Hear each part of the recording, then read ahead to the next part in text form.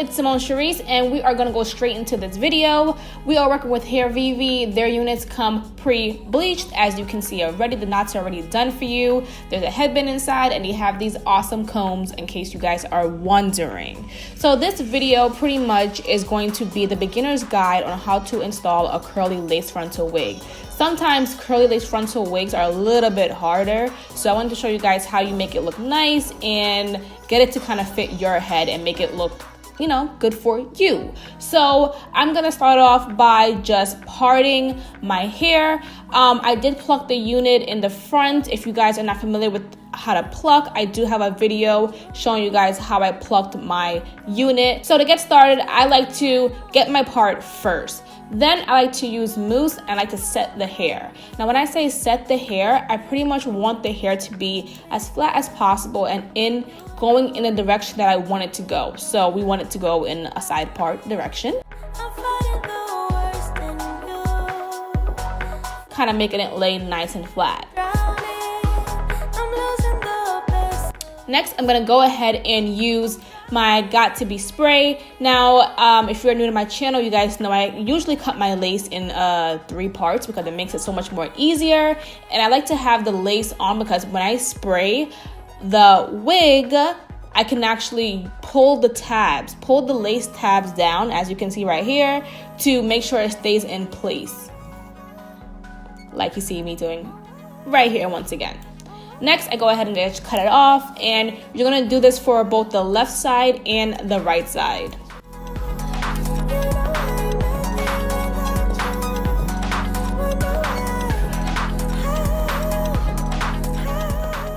So I want to talk to you guys about why I decided to do this video. I feel like straight hair is so much more easier to, you know, slay than curly hair. I mean, if I'm wrong, then let me know. If I'm lying, I'm flying. But I feel like curly hair is so much more harder to kind of like get it to lay nice and fit your head properly. Side note, it did get a little bit crusty on the sides, and that was because I lifted it up once it was dry. Avoid doing that because it's gonna turn white and look disgusting. So I wanted to show you guys this video because it's very important that your wig looks amazing on your head, whether it be curly or whether it be straight. Next, I call it taming my curls. Now, if you've seen, I only use water right here at the moment, and I'd rather get my curls to be more defined now rather than later on when I've already hot combed the hair.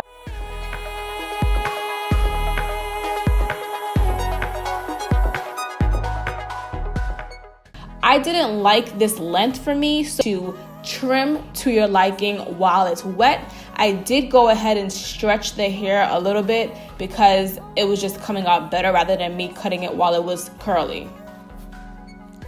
Next, I'm gonna use some iron oil, and I'm gonna just make sure the sides aren't crusty anymore. And I'm gonna use some lovely bees. Now we're gonna go straight into the edges. And this you can do up to your liking. My goal wasn't to have crazy baby hairs, but I like my sides when I have a side part to be as, you know, sleeky as possible. That's just my preference. And then I am gonna pluck a little bit in the front of the frontal. I don't usually do this, but it didn't look plucked enough to me.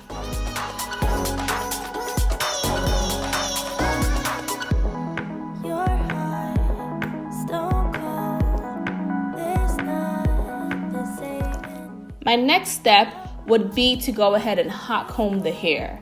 Now we're gonna go into kind of just laying the flat top because we're kind of halfway there right now. Some people might leave it like this. For me, I want it to be as flat as possible. So the front part is extremely thick.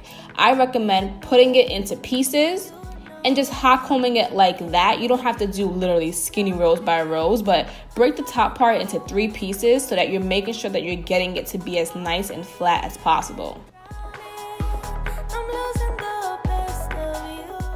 And don't pull the hot comb too far down on the curls. You still want your curls to start as close as possible to the root. And then make sure you're putting hair in the back to cover that back track, or it will be showing. And that ain't cute. That's not cute.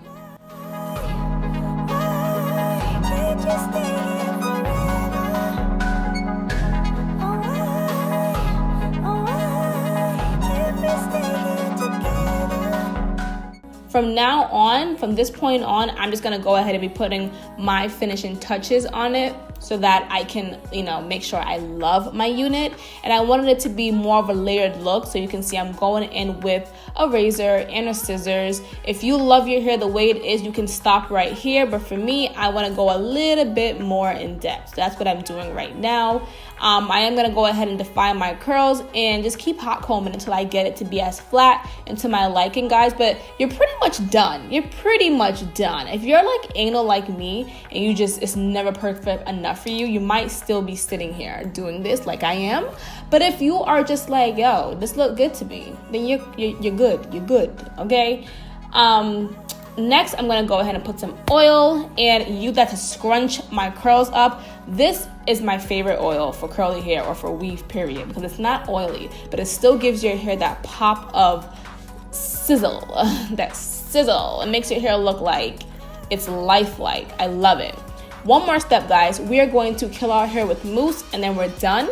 We're gonna tie down our edges, and then we're done. So this is the last step that I do with curly hair.